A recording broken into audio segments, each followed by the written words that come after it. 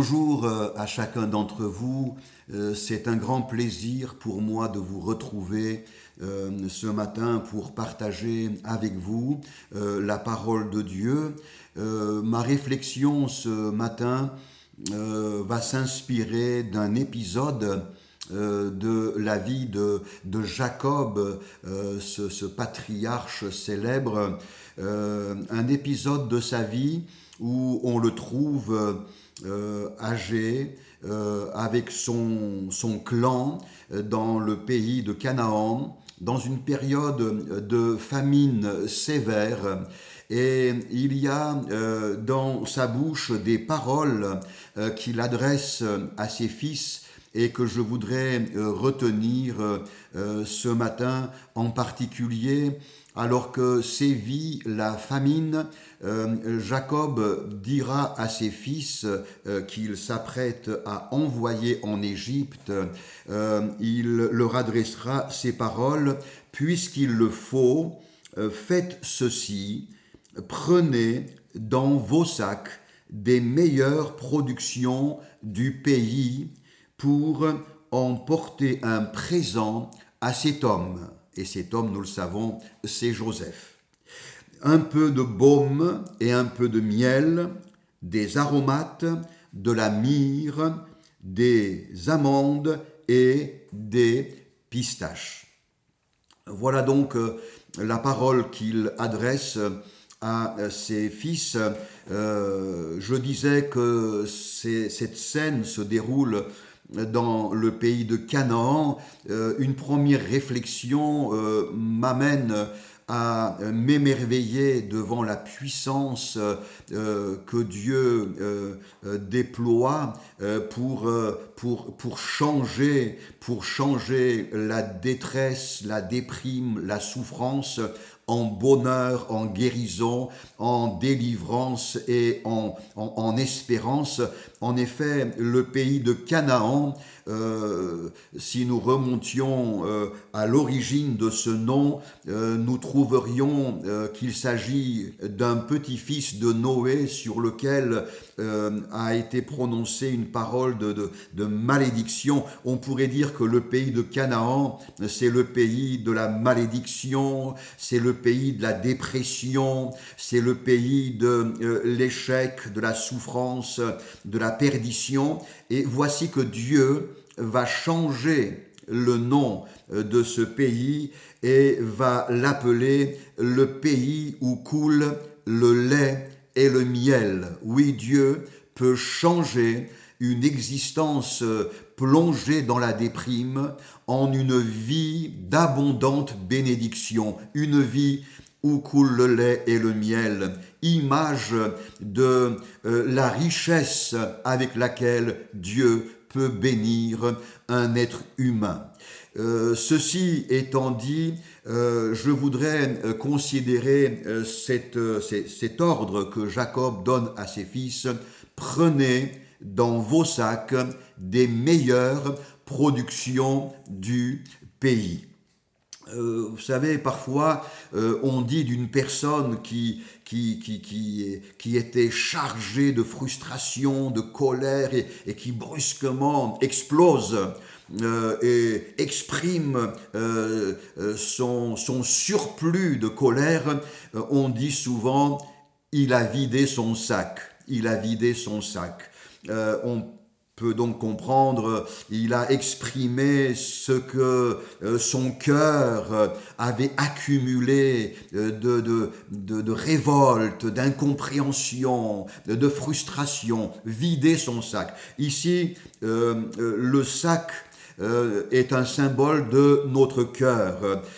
C'est comme si Dieu nous disait: prenez dans vos cœurs, mettez dans vos cœurs, remplissez vos cœurs des meilleures productions du pays. Mais là, il s'agit du pays du ciel, du royaume des cieux. Frères et sœurs, peut-être y a-t-il dans votre sac, dans votre cœur, une accumulation amère, douloureuse, des tensions, des crispations, des incompréhensions, que sais-je.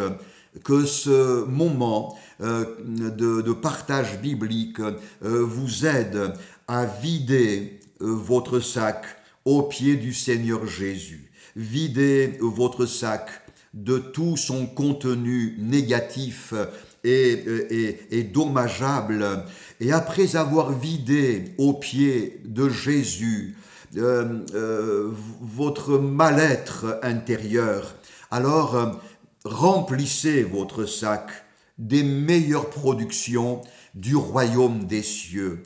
Que ce matin, avant même d'entrer dans l'activité de cette nouvelle journée, votre sac soit rempli de toute la plénitude des trésors du royaume des cieux.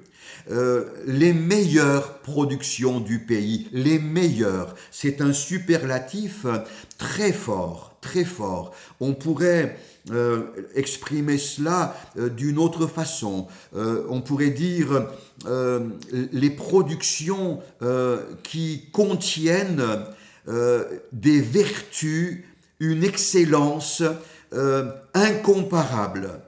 Les productions qui sont d'une qualité si excellente qu'on n'en trouvera nulle part ailleurs de semblable. Les meilleures productions.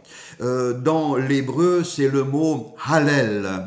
Le mot hallel que nous prononçons très souvent chaque fois que nous disons cette expression Alléluia.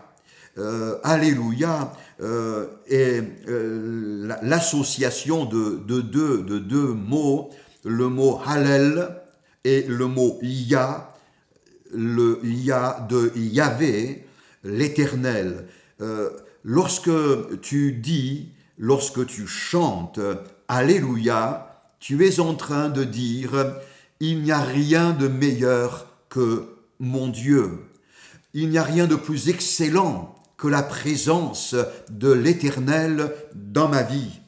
Il est incomparable. Tu es en train d'élever la personne de ton Seigneur, de ton Dieu, au-dessus de tout ce qui peut se concevoir. Alléluia signifie il n'y a rien de meilleur, il n'y a rien de plus grand, il n'y a personne qui soit comparable à notre Dieu.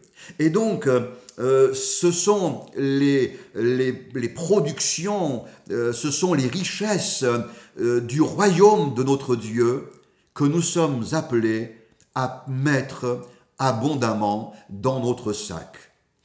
Je ne vais pas vous en faire une liste, elle n'est pas exhaustive, mais j'aimerais vous encourager ce matin à mettre dans votre sac les richesses excellentes de Dieu, la joie de Dieu, la paix de Jésus, la sagesse du Seigneur, les vertus qui proviennent de sa présence. La Bible nous parle de chrétiens, de croyants qui étaient remplis, qui étaient pleins de sagesse, pleins de foi, pleins de grâce, remplis de la présence du Saint-Esprit, plein de courage, plein de vaillance, et on pourrait prolonger cette liste.